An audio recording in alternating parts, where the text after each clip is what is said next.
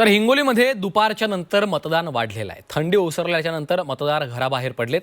मतदान केंद्राच्या बाहेर मतदारांच्या मोठ्या रांगा लागल्यात। सकाळच्या थंडीचा मतदानावर मोठा परिणाम झालेला आहे आणि याचा आढावा घेतलाय आमचे प्रतिनिधी गजानन देशमुखांनी।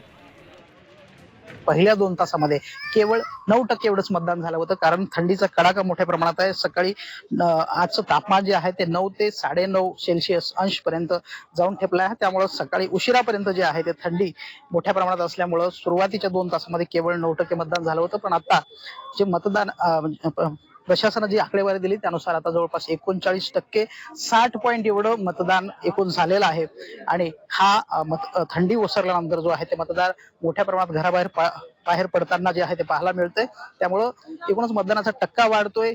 निवडणूक विभागाच्या वतीनं सुद्धा मोठ्या प्रमाणामध्ये अशा पद्धतीचं सावलीची जी आहे ते व्यवस्था करण्यात आली आहे। इकडे बघू शकता की मोठ्या प्रमाणात महिलांची जी रांग आहे ती भरपूर लांब आहे आणि दुसऱ्या साईडला जी पुरुषांची जी गर्दी आहे ती सुद्धा मोठ्या प्रमाणात पाहायला मिळतं। महात्मा गांधी विद्यालय येथील हे मतदान केंद्र आहे। अशा पद्धतीचं एकूणच मोठ्या संख्येनं मतदार आता घराच्या बाहेर पडून मतदानाचा आपला अधिकार बजावत आहेत। शहराचा आपला प्रमुख निवडण्यासाठी मतदार आपला मतदानाचा हक्क बजावताना पाहायला मिळत आहेत। व्हिडिओ जर्नलिस्ट गणेशसह गजानन देशमुख, झी मीडिया, हिंगोली।